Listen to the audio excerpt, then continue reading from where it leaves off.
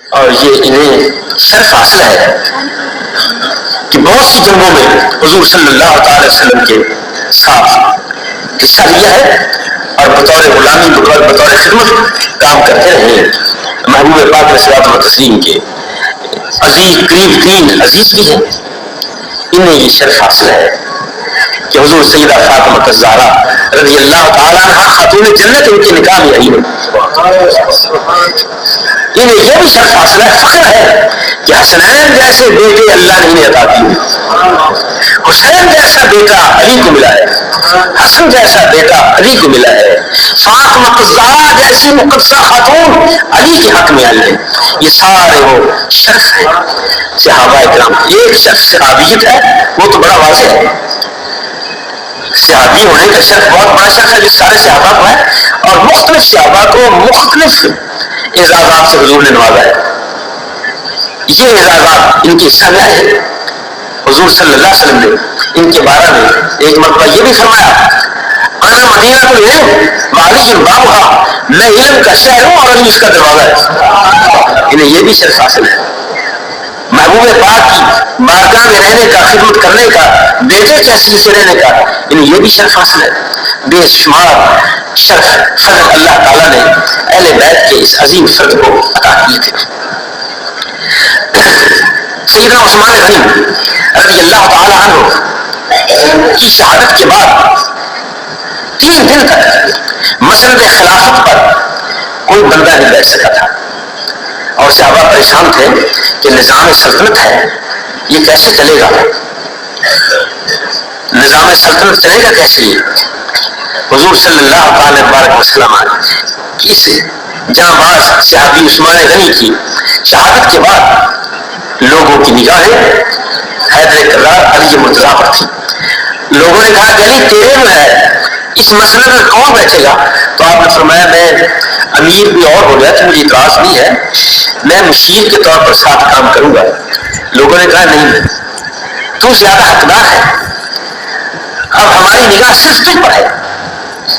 چنانچہ آپ نے اہل مدینہ کے اس اصرار پر اس عہدہ خلافت کو قبول فرمایا, اور اب اس خلافت کے چلانے کا انداز کیسا رکھا, انداز کا طریقہ, کاروبار کا طریقہ, چلانے کا طریقہ وہی تھا جو اسلام میں بڑا نمایاں مقام حاصل کر چکا تھا سیدنا فاروق اعظم رضی اللہ تعالی عنہ. کیونکہ آپ کی خلافت سارے خلفائے راشدین سے دیر تک چلی ہے, اور آپ کا نظام خلافت راستہ کا نظام کہلاتا ہے. اور یہ عمر فاروق وہ نوجوان ہیں جنہوں نے اپنے دور میں قریباً 25 لاکھ مربع میل پر حکومت کی ہے. ظاہر ہے جو لوگ اسلام کو, مسلمانوں کو دہشت گرد کہتے ہیں, امریکہ ہے, اس کے اتحادی ہیں, 40 ملک مل کر اکٹھے ہو کر افغانستان کو برباد کرنے کے لیے تل چکے ہیں, اور اس کے بعد نگاہ یمن پر ہے. اس کے بعد کبھی اونٹ پٹان کوئی بات آتی ہے, جس کے بعد عراق کو دیکھا جائے گا, یمن کو دیکھا جائے گا, کئی نگاہیں. کیونکہ فطرتی طور پر کفر اسلام کا سخت شدید ترین دشمن ہے, اور وہ ملت واحدہ ہے. اگرچہ اس وقت نام پاکستان کا نہیں آ رہا, خدا کرے نہ آئے, خدا کرے کہ آنکھیں ان کی اندھی ہو جائے پاکستان سے, مگر سب سے بڑا کانٹا اسلامی ملکوں میں ان کی نگاہ میں پاکستان ہے. کفر کی نگاہ میں سب سے سخت کانٹا, مشکل کانٹا وہ اسلام پاکستان ہے. کیونکہ مسلمانوں نے سب سے پہلی اسلامی سلطنت, مسلمانوں کا ملک جو ایٹمی قوت بنا ہے وہ یہی ہے. اب ایٹمی قوت کو برباد کرنے کے لیے ابھی آپ نے پڑھا ہے کہ بم گرا ہے جس سے نقصان ہوا, اور اب وہ مدد کرنے کی غلطی سے یہ نقصان ہو گیا ہے. یہی خطرہ جو ہے وہ یہی ہے کہ کل کو پاکستان کی ایٹمی قوت پر بم برسا کر پھر بش یہ نہ کہہ دے مجھے افسوس ہے, سوری, پھر اس کا لفظ ایک ہی ہوگا سوری, ساری یہ افسوس کر دے. اس پر کوئی اعتبار نہیں ہے. کفر ملت واحدہ ہے. دعاؤں کا وقت مہینہ ہے, پہلے بھی کہا کرتا ہوں دعاؤں پر میرا عقیدہ آپ کا پوری ملت اسلامی کا عقیدہ ہے. اگر کچھ وہاں لوگ لڑ رہے تو یقین جانے وہ بھی مجاہد ہیں, مگر آپ گھر بیٹھ کر دعا کریں گے آپ کو بھی جہاد کا ثواب مل جائے گا. آپ بھی نہ وہاں نہیں جا سکتے, نہیں پہنچ سکتے, نہ جا سکتے ہیں, نہ کر سکتے ہیں, تو دعا کا ثواب بھی مجاہد کے کھاتہ میں لکھا جائے گا. حیدر کرار رضی اللہ تعالیٰ علی مرتضیٰ نے خلافت کو سنبھالا کہ بڑے دکھوں کے ساتھ سارا علاقہ اس وقت پریشانی کے آثار تھے, حوصلے ہمت قوت کے ساتھ. ایک مرتبہ آپ کو دیکھا گیا سوکھا ٹکڑا چبا رہے ہیں, سوکھی روٹی کھا رہے ہیں اور پیشانی پر کچھ پسینے کے اثرات ہیں.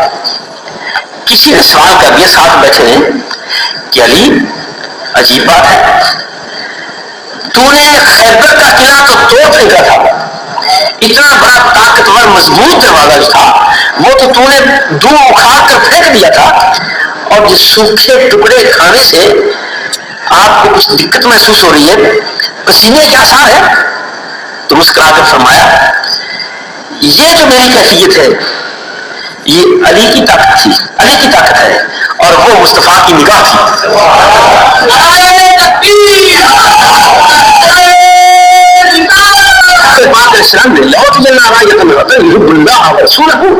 کیونکہ مجھے مصطفیٰ نے وہ دیا تھا, کیونکہ وہ جھنڈا رسول اللہ کے ہاتھوں سے آیا تھا اور میں ان کا نمائندہ تھا. اگر میری ناکامی ہوتی تو مصطفیٰ کی ناکامی شمار کی جاتی, اس لیے وہ نگاہ مصطفیٰ تھی, یہ علی کا اپنا کام ہے, اس لیے اس کا اعتراض نہیں ہے. اور اتنے بڑے مضبوط قلعے کو تنہا نے اکھاڑ پھینکا. ابھی دروازہ بھی وہاں پر آیا, میں نے وہ دروازہ بھی دیکھا. دیکھنے کے ساتھ یہ حیبت تعریف ہوتی ہے کہ پتہ نہیں علی کی طاقت کتنی ہوگی رضی اللہ تعالیٰ عنہ, جنہوں نے وہاں سے اکھاڑا اور اتنی دور پھینکا. ایک چشمے پر مجھے وہاں خیبر کا آدمی یہی آیا, کہنے لگے چل تجھے پانی ایک تبرک پلائیں, کہ چلے میٹھا ٹھنڈا پانی تھا. پینے کے بعد میں نے پوچھا کہ یہ تبرک کیسے بنا, اس کی تاریخی حیثیت کیا ہے. تو اس نے کہا کہ جب حیدر کرار علی مرتضیٰ نے مرحب کو تیر مارا تھا, وہ اتنی قوت سے تیر تھا کہ مرحب کو چیرتا ہوا اس کے جسم سے نکلتا ہوا یہاں گڑ گیا تھا, اور زمین پر جہاں گرا وہاں سے چشمہ ابل آیا تھا. یہ وہ چشمہ ایسے چشمہ علوی کہتے ہیں, حیدر کرار کے تیر سے لگنے والا چشمہ جو تھا. اللہ تعالیٰ نے انہیں بے پناہ رحمتوں سے نوازا, اور خلافت کے کام میں بیت المال کے معاملہ میں اتنی دیانت کا مظاہرہ کیا ہے جو آنے والے مسلمانوں کے لیے, قوموں کے لیے درس عبرت ہے. بیت المال کا کمرہ جو تھا, جب مال تقسیم ہو جاتا ختم کر دیتے تو پھر چارو پھیرتے, اور چارو پھیر کر وہاں نماز پڑھتے 2 رکعتیں. لوگوں نے پوچھا خلیفۃ المسلمین علی المرتضیٰ یہ کیا معاملہ ہے, بیت المال میں آپ چارو دیتے ہیں, کوئی نوکر نہیں, کسی نوکر سے کہا کریں, اور پھر آپ 2 رکعت نماز بھی وہاں پڑھتے ہیں. فرماتے ہیں میں چارو دیتا ہوں اور اپنی تسلی کرتا ہوں کہ بیت المال کا کوئی ذرا پر حصہ رہ تو نہیں گیا جو غریب کا حق تھا میں نے دینا تھا. ہو سکتا ہے کسی کو کہوں وہ احساس نہ کرے, خود میں جائزہ لیتا ہوں کہ کوئی چیز رہ تو نہیں گئی جو غریب کو تقسیم نہیں کی گئی. جتنا مال آتا ہے غریب کو تقسیم کر دیا جاتا ہے. تو میں آپ نفل بھی پڑھتے ہیں, اور میں نفل اس لیے پڑھتا ہوں اللہ کا شکر ادا کرتا ہوں کہ یا اللہ تو نے علی کو توفیق دی ہے کہ اس نے آج کا مال جو تھا بیت المال کا وہ پوری دیانتداری کے ساتھ حقداروں کو دے دیا ہے. یہ وہ دیانتداری تھی سرکاری مال کے ساتھ. سرکاری طور پر بتی جلتی ہے, رات کو کام کرتے ہیں, لکھنے کا کام ہے, لوگ آتے ہیں سوالی آتے تو بتی جلتی ہے. جب سرکاری کام ختم ہو جاتا ہے تو فوراً بتی کو بند کر دیتے. کسی نے پوچھا حضور یہ کیا معاملہ ہے, جب تک آپ کام کرتے ہیں جلتی ہے پھر بھی تو اندھیرا ہو جاتا ہے, اندھیرے میں کیوں بیٹھتے ہیں. تو فرماتے ہیں کہ میں بتی کو اسی وقت تک جلاتا ہوں, تیل اسی وقت سرکاری خرچ کرتا ہوں جب تک سرکاری کام ہوتا ہے, جب تک سرکاری مسائل ہوتے ہیں, جب تک خلافت کے مسائل ہوتے ہیں, جب وہ مسئلے حل ہو جاتے ہیں, کوئی میرا مسئلہ سرکاری نہیں رہتا, تو اس کے بعد علی کو کوئی حق نہیں پہنچتا کہ وہ عام لوگوں کے لیے وہ سرکاری مال خرچ کرے. اس سے اندازہ کرنا دھیان رکھا. حالانکہ کوئی دلیل بنانا چاہتا تو یہ بھی ہو سکتی تھی کہ کیا علی المرتضیٰ خود سرکاری افسر نہیں ہے, وہ سرکار کا حصہ نہیں ہے, وہ خلیفہ نہیں ہے, ان کا وجود بھی تو بہت بڑی شے ہے. ان کے وجود کو اندھیرے میں بیٹھنے کے لیے سرکاری بتی جلائی جا سکتی تھی، مگر دھیان کا یہ معاملہ ہے کہ کبھی نہیں جلاتے تھے. رات کو خود پہرا دیتے ہیں جیسے انہیں فاروق پہرا دیا کرتے تھے، وہی انداز اپنا ہے. اور پھر آپ نے بازاروں میں چھاپے مارتے تھے، دکانداروں پر چھاپا مارتے اور قیمت ریٹ لسٹ وہ جیسا لیتے کہ یہ کام جو ہے سرکاری طور پر جو فہرست ہے یہ سودا اسی شرط پر دیا جا رہا ہے. اگر کوئی اس پر زیادہ لوٹ مار کرتا تاجر ملتا تو اس کی سخت لسٹ سناتے تھے. عدالت کے فیصلوں میں بڑے عجیب قسم کے حکیمانہ فیصلے ہیں.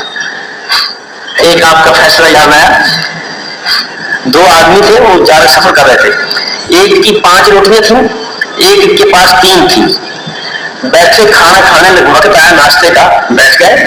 ایک تیسرا آدمی گزرا، انہوں نے کہا کہ آیا آپ کی کھا رہی ہے؟ اس نے کہا کہ صاحب مجھے بھی کھانا نہیں. تینوں بیٹھ گئے، روٹیاں 8 ہیں، 2 آدمی یہ روٹیوں کے مالک ہیں، ایک آدمی باہر سے آیا اسے بھی کھا لیا، اس نے بھی کھایا، کھانا ختم ہو گیا. وہ آدمی جانے لگا تو اس نے 8 روپے دیے کہ بھی میں نے تمہارا کھانا کھایا ہے، یہ 8 روپے حصہ ڈال لو میرا بھی، تم بھی مسافر ہو میں بھی مسافر ہوں. وہ تو 8 روپے دے کر چلا گیا. اب پیسے گڑبڑ تو پیدا کرتے ہیں جہاں بھی وہ الا ماشاء اللہ. اب 8 روپوں نے گڑبڑ پیدا کی. 5 روٹیوں والا کہتا ہے کہ 5 میرے ہیں 3 تیرے ہیں. 3 والا کہتا ہے نہیں صاحب اس نے مذاق نہیں کی تھی، یہ برابر برابر ہے. یہ جھگڑا ہوا، دو بدو ہوئی بات. وہ کہتا ہے 5 کا حق ہے، وہ کہتا ہے نہیں اس نے ذکر چونکہ نہیں کیا تھا دینے والے نے، اس لیے آپ یاد رکھو. یہ جھگڑا چلتے چلتے حیدر کرار علی مرتضیٰ کے پاس چلا گیا. آپ نے سنا کیس سنا، عدالت لگی، دونوں کے باتیں سنی. تو وہ 5 والا کہتا ہے اپنا کیس جی میرے 5 ہے چونکہ میری روٹیاں 5 تھیں. وہ کہتا ہے نہیں حضور اس کے نہیں برابر برابر معاملہ ہونا چاہیے. 5 والے سے 3 والے سے 3 والا چونکہ ضد کر رہا ہے آپ دے. آپ نے فرمایا جب تجھے 3 دیتا ہے تو لے لے یار، جھگڑا کیوں کرتا ہے؟ اس کے باقی پیسے زیادہ تھے تیرے تھوڑے تھے. بات یہاں وہ کہنا لو جی حیدر کرار نے فیصلہ کر دیا، علی نے فیصلہ کر لیا. یہ تو انصاف ہے کہ مجھے 3 روپے دے رہے ہیں اسے 5 دے رہے ہیں. جب اس نے یہ اعتراض کیا تو آپ نے پھر بلایا بٹھایا اور بھی ساتھی بیٹھ گئے. فرمایا کہ یہ تو تیرے ساتھ اچھا سلوک ہے کہ جو تجھے 3 روپے دے رہے ہیں، ورنہ 3 کا تیرا حق نہیں بنتا. وہ پھر برملا چیخا جی میرا 3 کا بھی حق نہیں بنتا، پہلے آپ نے مجھے 3 دی، اب 3 کا بھی انکار کر رہے ہیں. فرمایا دیکھیے کہ روٹیاں 8 ہیں، کھانے والے 3 ہیں. اب ایک روٹی کے 3 ٹکڑے ہو گئے، ایک ایک دنوں نے لے لیا. اب اس کی 5 روٹیاں ہیں، اس نے 5 روٹیوں کے ٹکڑے اس نے کیے ہیں 15، 5 دیا 15، اس کے 15 ٹکڑے ہیں اور تیری 3 روٹیاں ہیں، تیرے کے 9 ٹکڑے ہیں. اس نے کہا جی ٹھیک ہے. تو آپ نے فرمایا اب یہ سارے ٹکڑے تیرے 9 ٹکڑے اس کے 15 ٹکڑے اکٹھے کھائے گئے اور ہر ایک نے 8 کھائے ہیں. جتنے ٹکڑے ہو گئے 24 ہر ایک نے 8 کھائے ہیں. یہ مانتا ہے؟ وہ کہتا ہے جی یہ ٹھیک ہے، تینوں کھانے والے 8 کھائے ہیں. تو فرمایا اب تو بتا کہ 8 تو اپنے کھا گیا، تیرے ٹکڑے 9 تھے، 8 تو اپنے کھا گیا ہے، تیرا ٹکڑا بچا 1، لہذا 1 روپیہ لے لیں.